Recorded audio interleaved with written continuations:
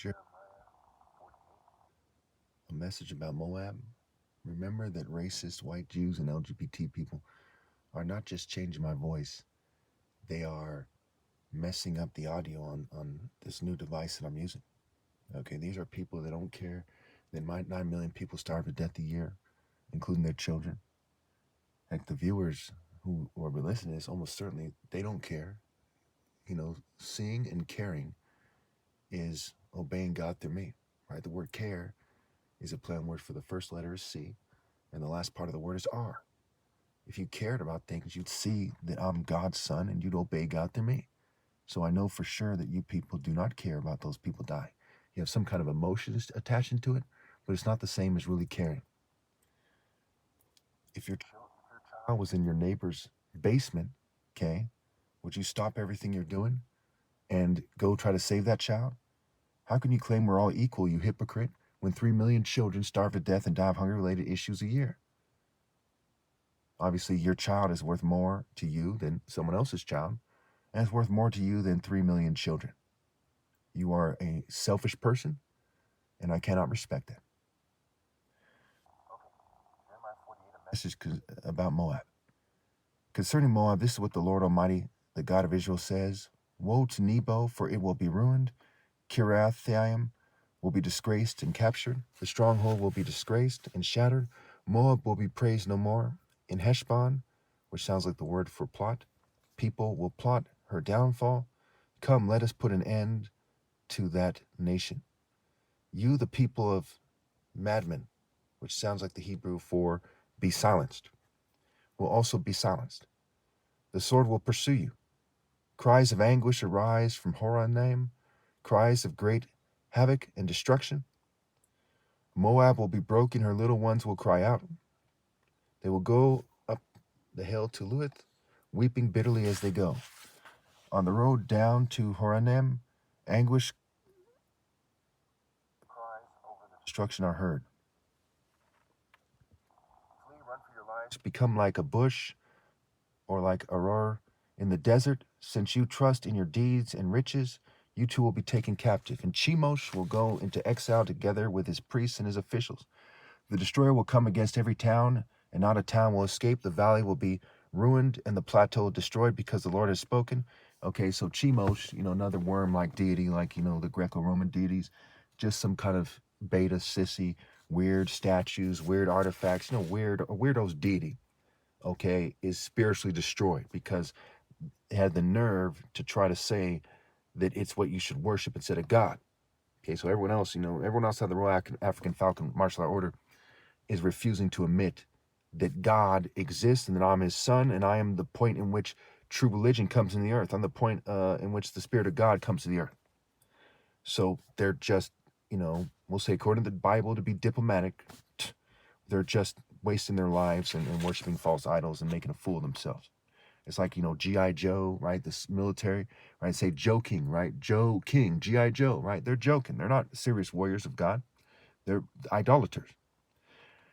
And the more they persecute me every day, the more it's overkill that I'm justified to say so.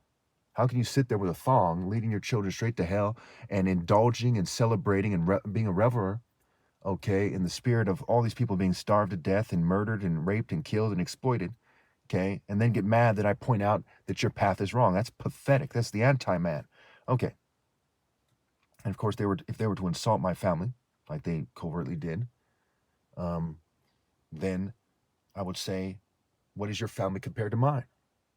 Who's to be proud, you or me? Okay? Your families did not do anything great at all.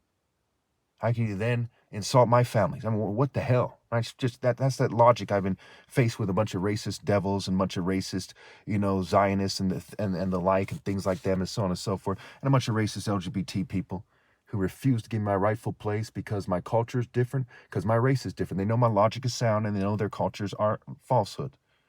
Okay.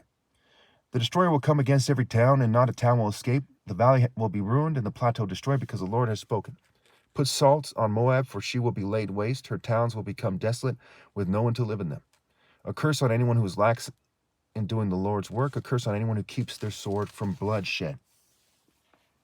Proverbs 18:9, one who slackens their work is brother to one who destroys. Whoever doesn't rally and obey God through me is brother to the people who plan meticulously to starve 9 million people to death every year, 3 million of them children, and everything else they're doing. Moab has been at rest from youth, like wine left on its dregs, not poured from one jar to another. She has not gone into exile, so she tastes as she did, and her aroma is unchanged. But days are coming, declares the Lord, when I will send men who pour pitchers, and they will pour her out. They will empty her, declares the Lord. They will empty her pitchers and smash her jars.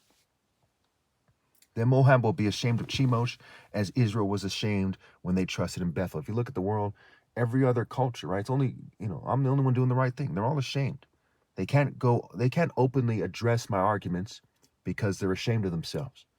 And for them to lie and to know damn well they're lying if they did so is a form of them admitting that they're ashamed. Because if they're not ashamed, why not tell the truth? So they're ashamed of themselves, their ancestors, their countries, their families, their groups, whatever kind of group it is, right? Religious, cultural, racial, you name it. They're ashamed. Because they trusted in those things instead of universal pinpoint and moral precision, which is divine, which is from God, which is greater than any culture or race and any idea that's any other idea. How can you say we are warriors, men valiant in battle? Okay, so they say, okay, they're ashamed of Chemosh, right? Like the idolaters, military, police, gang members, and bodybuilders, MMA fighters, other martial arts systems, you name it, right? They trusted in something else. So how can you, when I say to all of you people who think that you're warriors, people in the church who think you're part of the army of God, how can you say we are warriors, men valiant in battle, when you are like Moab? And Moab will be destroyed and her towns invaded. Her finest young men will go down in the slaughter. Spiritually speaking, don't be a knucklehead. Spiritually speaking, where it matters most. The point of life, the essence, being right with God, where it matters most. Declares the King whose name is the Lord Almighty. The fall of Moab is at hand. Her calamity will come quickly. Mourn for her, all who live around her. All who know her fame say, how broken is the mighty scepter, how broken is the glorious staff. Come down from your glory and sit on the parched ground, you inhabitants of daughter Dibon. For the one who destroys Moab will come up against you and ruin your fortified cities. Stand by the road and watch, you who live in Aror. Ask the man fleeing and the woman escaping, ask him what has happened. Moab is disgraced, for she is shattered. Wail and cry out, announced by the Arnon, that Moab is destroyed. Judgment has come to the plateau, to Holon, Jahaz, and Mephath, to Dibon, Nebo, and Beth Dibbalathaim, to Kiriathaim, Beth Gamul, and Beth Meon, to Kirath and Basra, to all the towns of Moab far and near. Moab's horn is cut off, her arm is broken. Horn here symbolizes strength, right? She doesn't have martial strength. The world doesn't have martial strength. They just have beta conformity. Okay, pretty straightforward. Moab is disgraced, for she is sad, wail, and cry out, announced by the Arnon that Moab is destroyed. Judgment has come. Okay, no, I went over that. Okay. So again, Moab's horn is cut off, her arm is broken. Make her drunk, for she has defied the Lord. Let Moab wallow in her vomit. Let her be an object of ridicule. Was not Israel the object of your ridicule? Was she caught among the thieves, that you shake your head in scorn whenever you speak of her? Abandon your towns and dwell among the rocks, you who live in Moab. Be like a dove that makes its nest at the mouth of a cave, right?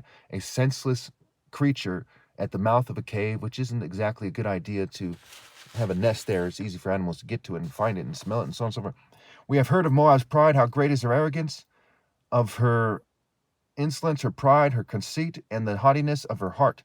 I know her insolence, but it is futile, declares the Lord, and her boasts accomplish nothing. Therefore I will wail over Moab. For all Moab I cry out. I moan for the people of Kir Hareseth. It's like the word har and the word set. Har meaning horse. I weep for you as Gazer weeps, you vines of Simba. Your branches spread as far as the sea. They reach as far as Gazer or Jazer. The destroyer has fallen on your ripened fruit and grapes. Joy and gladness are gone from the orchards and fields of Moab. I have stopped the flow of wine from the presses. No one treads with them with shouts of joy, although they are our shouts, they are not shouts of joy. The sound of their cry rises from Heshbon to... Okay, so they're filming me. I'm going to have to kind of finish this in another chapter, another video. Okay, obviously they're very disgraced. If any of you think that, they're winning something by making it harder for me to make these videos, boy, you are way out of touch with reality.